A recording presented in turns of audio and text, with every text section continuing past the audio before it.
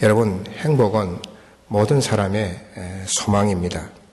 작년 7월에 영국의 싱크탱크인 NEF 신경제학재단이 삶의 만족도와 평균 수명, 생존에 필요한 면적과 에너지 소비량 등의 환경적인 여건 등을 종합해서 178개국의 행복 지수 순위를 발표했습니다. 미국이 150위, 일본이 95위, 중국이 31위, 한국이 102위, 독일이 81위, 영국이 108위, 캐나다가 111위였습니다. 행복지수가 가장 높은 나라는 호주 근처 섬나라인 바누아투가 선정되었습니다. 2위는 콜롬비아, 코스타리카, 도미니카, 파나마의 순이었습니다. 이 바누아투는 인구가 19만 명, 1인당 국민소득이 2,944달러에 불과한 이 나라가 어떻게 행복지수의 1등이 될 수 있었을까? 조사에 따르면 이 나라 국민들은 작은 일에 크게 만족하기 때문에 일반적으로 보통 사람들이 다 행복하다는 것입니다. 그리고 이 나라 백성들은 공동체 그리고 가족 중심이고 많은 것에 걱정하지 않는 그런 국민성이 행복지수를 높였다고 합니다. 여러분, 행복은 성적순도 아니고 경제순도 아니고 수명순도 아닌 것 같습니다. 올해 우리 온누리 교회 표어는 기도와 말씀으로 변화되어 행복한 교회입니다. 가정과 그리고 생업과 여러분의 인생 또 모든 자녀들에게 참 행복이 있었으면 좋겠다 하는 그런 바람을 가지듯이 우리 교회가 올해는 정말 행복한 교회가 되었으면 하는 바람을 가지게 됩니다. 여러분 모두가 정말 행복한 한 해가 되시고 우리 온누리 교회가 정말 행복한 교회가 되기를 축원합니다.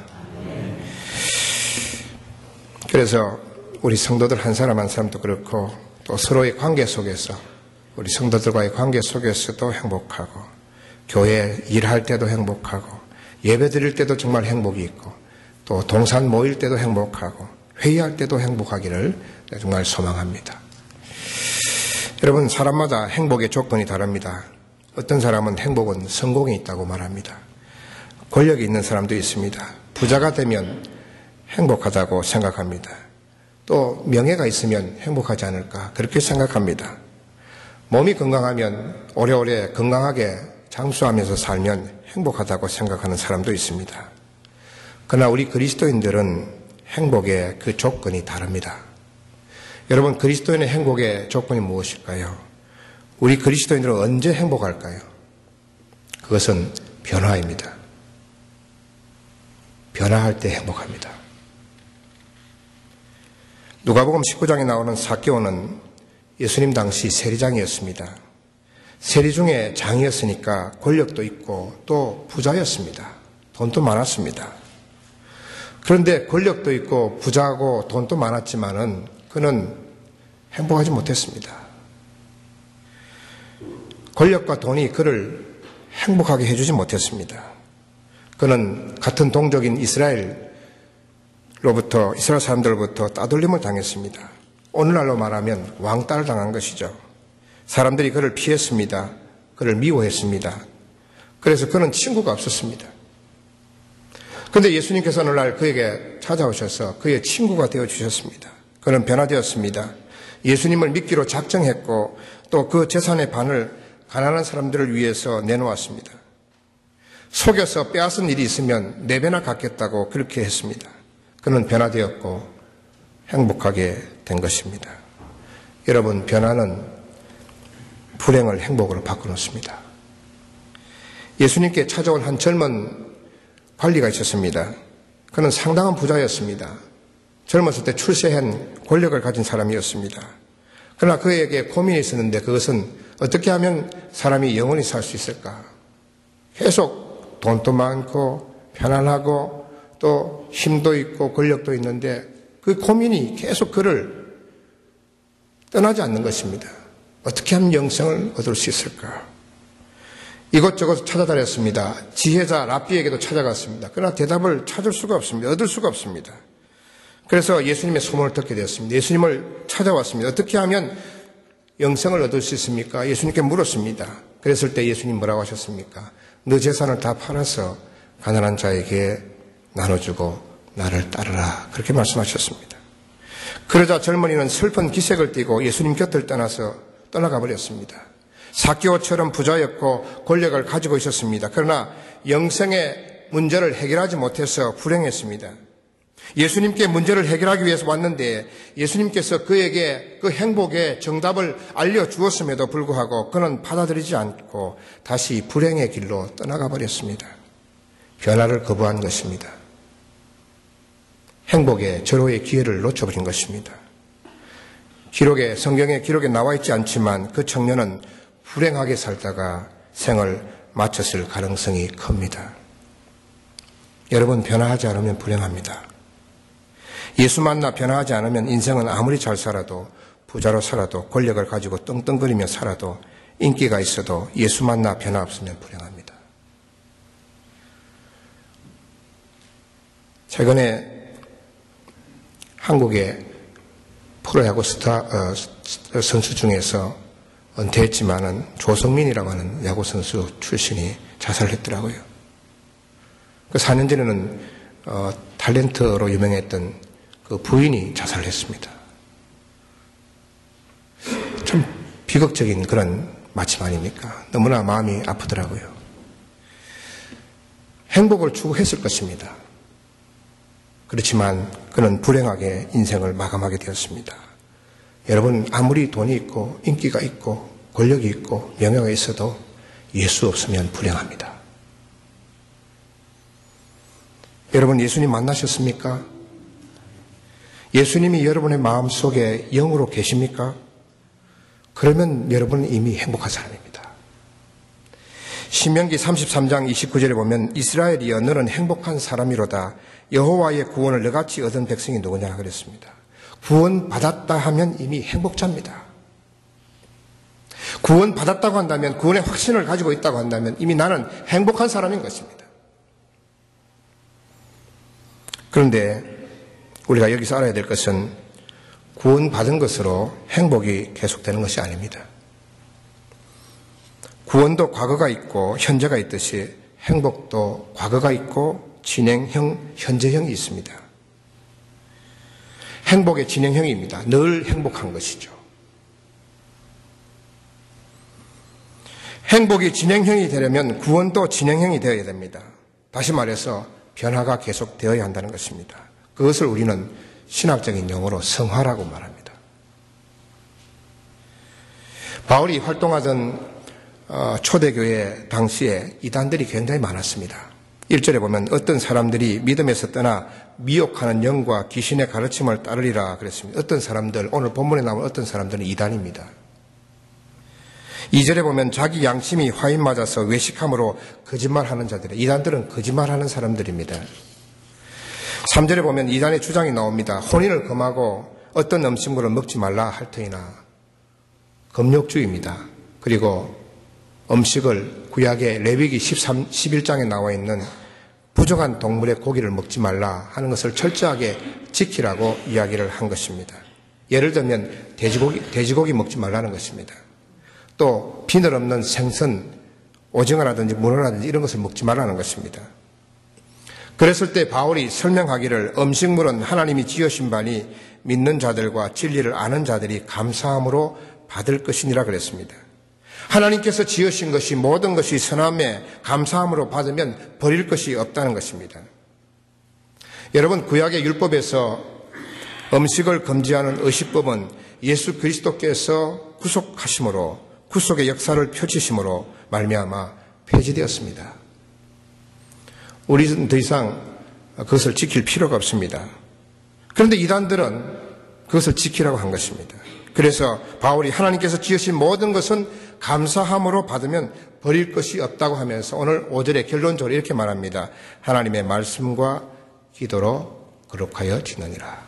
하나님의 말씀과 기도로 거룩하여진다는 것입니다. 여러분, 음식물뿐만 아니라 우리의 삶도 하나님의 말씀과 기도로 거룩하여지는 것입니다. 거룩하여진다는 것은 다른 말로 하면 성화입니다. 성화는 거룩하게 변화된다는 말입니다. 거룩하여진다는 것이 거룩하게 변화되는 것이고 그것이 성화입니다. 이것은 다른 말로 하면 곧 예수를 닮는 것입니다. 여러분, 구원 받았으면 이미 변화된 것이고 그리고 행복한 사람들입니다. 그러나 그것이 항상 행복하려면 거룩해져야 합니다. 거룩하게 변화되어야 합니다. 계속 변화되어야 됩니다. 그 변화는 어떻게 이루어집니까? 말씀과 기도로 변화되는 것입니다.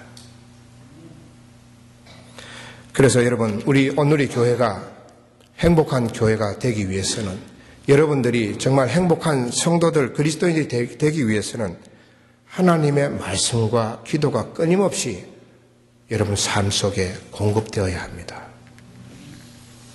그래서 목사들이 어떻게 말씀 열심히 좀 읽으십시오. 올해 안에는 성경 1도 가십시오. 2도 가십시오. 또 매일매일 그렇게 기도 생활하십시오. 이렇게 기가 따갑도록 강조하는 이유가 바로 여기에 있습니다. 말씀과 기도로 변화되고 그렇게 변화될 때에 행복하게 되기 때문입니다. 여러분, 지금 내가 행복하지 않다고 한다면 두 가지 이유를 생각할 수 있습니다. 첫째는 내가 정말 구원받았는가? 정말 내가 예수 믿는가? 여러분 마음속에 한번 질문을 해보십시오. 둘째는 내가 말씀과 기도로 변화의 삶을 살고 있는가 하는 것입니다. 여러분, 두 가지 말씀드렸습니다. 기도할 때 우리는 변화됩니다. 지금까지 하나님의 사람들은 기도로 변화되었습니다. 초대교회 120명의 제자들은 다락방에 모여서 기도했을 때 성령을 받았습니다. 그리고 그들은 변화되었습니다. 완전히 딴 사람이 되었습니다. 성령의 사람이 되어서 목숨을 내어놓고 자기 재산을 다 내어놓고 복음을 위해서 헌신했습니다. 힘들었습니다. 핍박이 많았습니다. 그러나 그들은 행복했습니다. 왜 기도가 하나님의 사람들을 변화시킵니까? 왜 기도가 사람들을 변화시킵니까? 기도는 하나님을 만나는 시간이요. 그 시간에 하나님의 영으로 채워지기 때문입니다. 하나님으로 채워지기 때문입니다. 모세가 시내산에 올랐습니다. 40일 동안 아무것도 먹지 않고 금식하면서 하나님을 만났습니다. 십계명을 만났습니다. 십계명을 받았습니다. 모세가 산에서 내려올 때에 사람들이 모세의 얼굴에 광채를 보았습니다. 눈을 뜨고 그 얼굴을 볼 수가 없을 정도로 얼굴에 빛이 났습니다. 외형적으로 그렇게 빛이 났지만 그 속에서는 하나님의 영으로 채워진 것입니다. 여러분, 바울이 2차 선교 여행 때 처음 사역한 곳이 빌립보인데 빌립보의 감옥에 갇혀버렸습니다. 복음을 전하다가 그냥 감옥에 갇혔습니다. 실컷 온몸을 다 벗기고 옷을 벗기고 때렸습니다. 사람들이 때렸습니다. 온몸에 피투성입니다. 그래서 감옥에 갇혀서 차크에 손과 발이 묶여서 그렇게 앉아있는데 그 고통스러운 가운데서 바울과 그 동력자 실라는 하나님께 기도했습니다. 그리고 하나님을 찬송했습니다. 온몸이 쑤십니다. 얼마나 아팠겠습니까? 그 고통이 자꾸 자기 몸을 쑤십니다. 그렇지만 그런 고통 가운데서도 바울과 실라는 행복했습니다. 기뻤습니다. 왜 그렇습니까? 기도 가운데 하나님의 충만한 임재를 경험했기 때문입니다. 하나님으로 가득 채워졌기 때문입니다. 여러분, 하나님으로 채워지면 행복합니다. 다른 것 부족해도 모자라도 없어도 행복합니다. 하나님으로 충분하기 때문입니다. 그래서 자기 속에 있는 거 다 내보냅니다. 내 고집도 내보내고 내 뜻도 다 내려놓습니다. 하나님으로 채워지니까 다른 건 다 쳐다보기도 싫습니다. 다 보내는 것입니다. 다 포기해버리는 것입니다. 다 내려놓는 것입니다.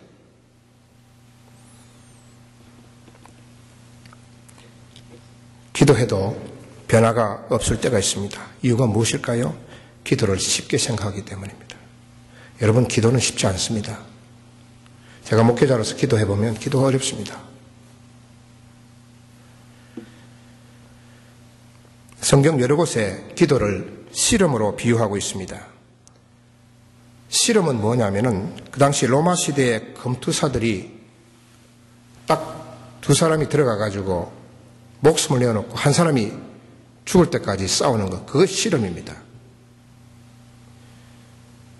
그래서 기도라고 하는 것은 생명을 내어놓을 만큼의 희생과 수고와 헌신이 그 기도에 있어야 한다는 뜻입니다.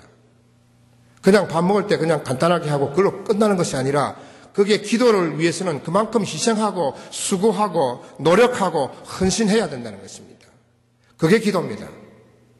쉬운 것이 아니죠. 사람들이 금식 기도도 하고 작정 기도도 합니다. 추운 겨울인데도 새벽을 깨워 기도하는 것입니다. 이런 수고와 희생이 기도에 있어야 됩니다. 그럴 때에 변화되는 것이죠. 그럴 때 하나님을 체험하게 되고 하나님의 영으로 채워지게 되는 것입니다. 예수님께서 성천하시면서 성령을 보내주시겠다고 120명의 제자들에게 말씀하시고 그들이 예루살렘에 떠나지 않고 다락방에 모여서 기도했습니다. 10일 동안 오직 기도만 했습니다. 떠나지 않았습니다. 열심으로 열정적으로 기도했습니다. 그랬을 때에 그들은 성령을 받았습니다. 한 곳에서 함께 모여서 기도했습니다. 그렇게 하지 않았다고 한다면 그 명령에 그 말씀에 순종하지 않고 뿔뿔이 흩어져서 각자가 흩어져 있었다고 한다면 성령을 받지 못했을 것입니다. 함께 모이는 수고, 작정하는 결심, 그러한 기도의 희생이 있을 때에 하나님을 체험할 수 있습니다.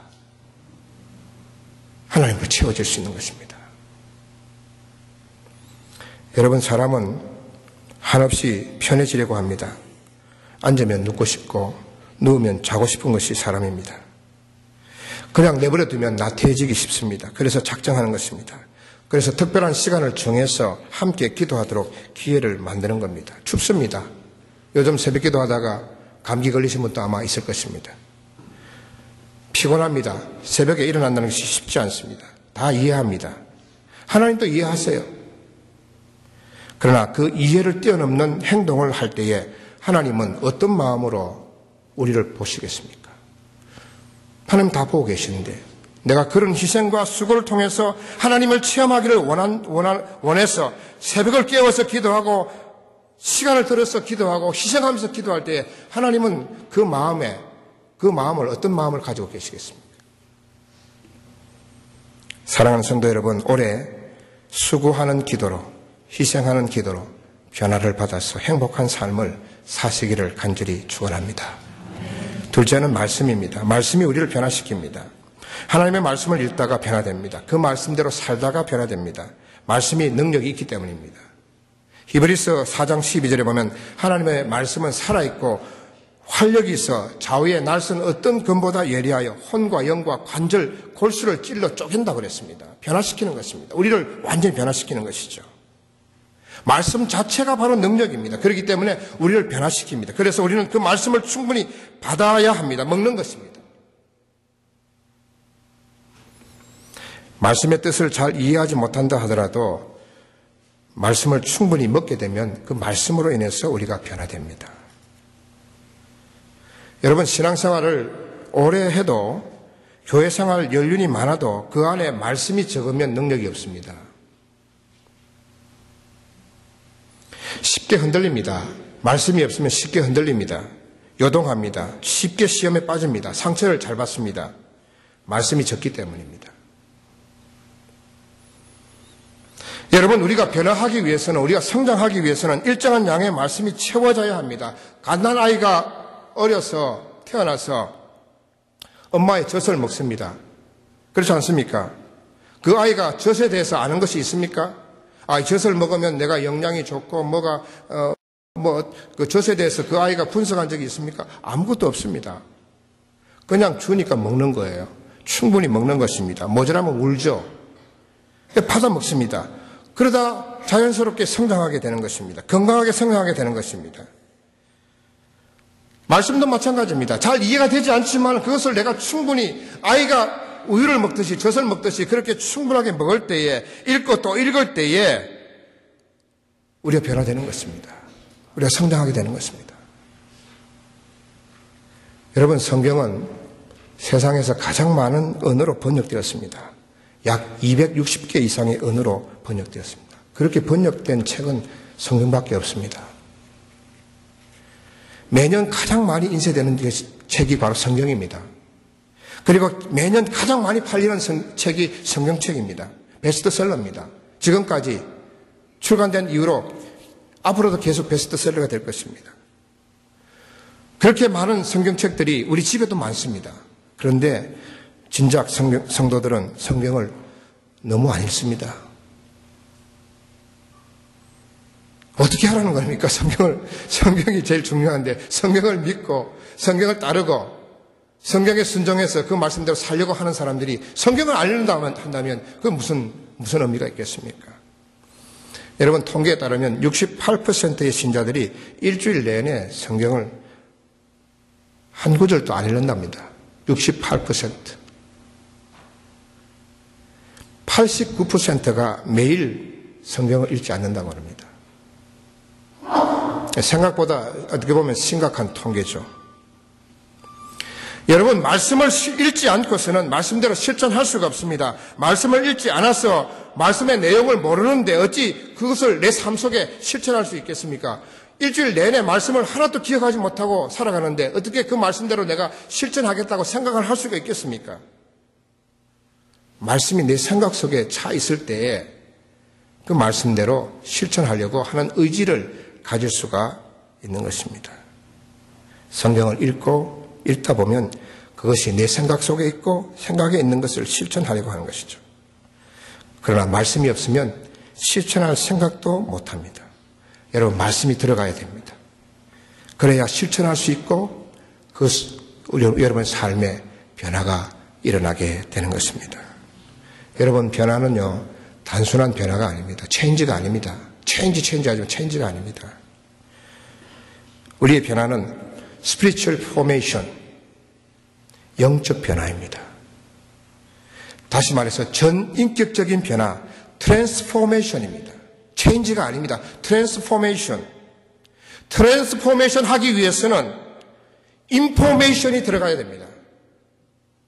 아무것도 없이는 트랜스포메이션이 될 수가 없습니다. 그 안에 정보가 들어가야 됩니다. 인포메이션이 들어가야 됩니다. 그것이 뭡니까? 스피리추얼 인포메이션, 하나님의 말씀입니다. 하나님의 말씀, 스피리추얼 인포메이션이 들어갈 때에 트랜스포메이션이 일어나게 되는 것입니다. 사랑하는 성도 여러분, 올해 성경을 많이 읽으시기를 바랍니다. 제가 우리 교회 성도들의 목표, 성경 1독인데 1독 이상 하십시오. 2독 정도 하십시오. 설교도 하나님의 말씀입니다. 설교도 여러분 열심히 들으시길 바랍니다. 설교도 마음으로 들으셔야 돼요. 제가 지난번에도 말씀드렸습니다만은 눈으로 들어야 됩니다. 설교는요, 여러분 눈으로 들어갑니다. 귀로 들어갈 줄 알죠? 눈 감고 있으면요, 다 막혀버립니다. 들리지 않습니다. 귀도 안 들립니다. 말씀은요, 눈을 뜨고 저를 보고 그것을 들을 때에 들어가는 것이죠. 좀 졸리시더라도 너무 졸리면 저 나가셔서 세수하고 들어오세요. 눈을 뜨고 들으셔야 돼요.